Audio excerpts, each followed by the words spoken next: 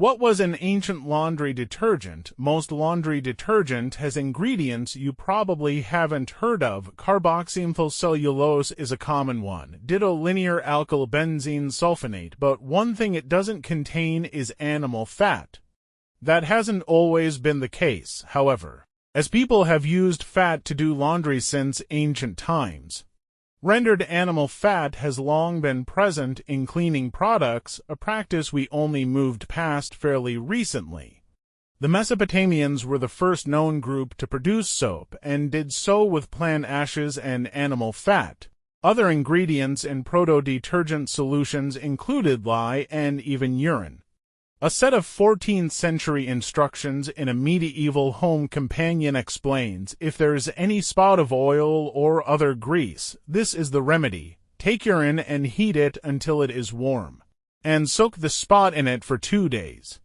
Then, without twisting it, squeeze out the part of the dress with the spot. If the spot is not gone, put it in other urine, beat in ox gall, and do as before.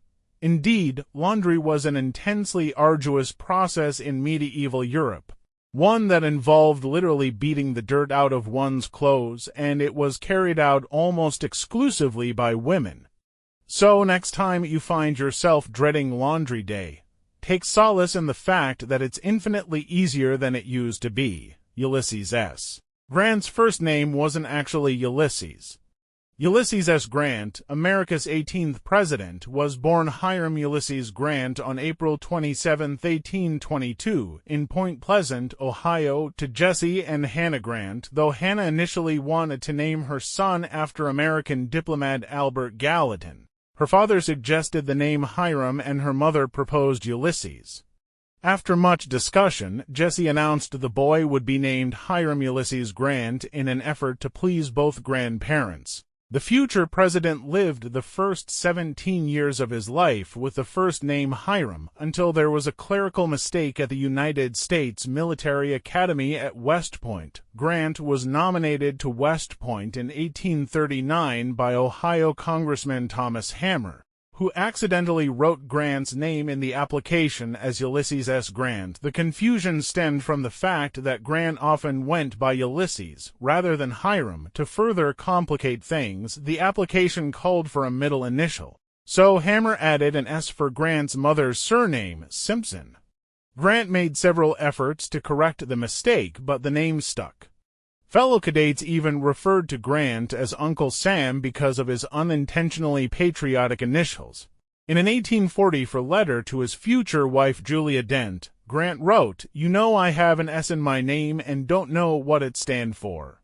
Was Paul Bunyan real, even in this age of internet-inspired distractions? Paul Bunyan remains a well-known figure in the pantheon of American icons. It's easy to see why when considering his portfolio.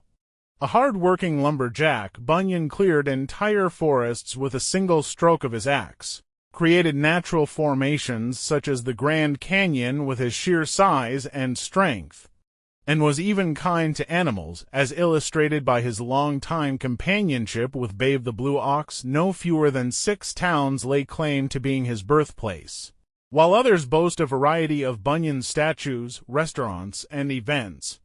Of course, part of the attraction to this legendary figure stems from the exaggerations inherent to the tall-tale tradition. We know there wasn't really a human so massive he needed to be carried by 5 storks as a baby and created entire lakes when his footsteps filled with water. On the other hand, it's often pointed out that truth is stranger than fiction. So perhaps there was a real-life lumberjack so unusually strong and brave that he inspired the character who grew to such outlandish proportions in the stories that followed.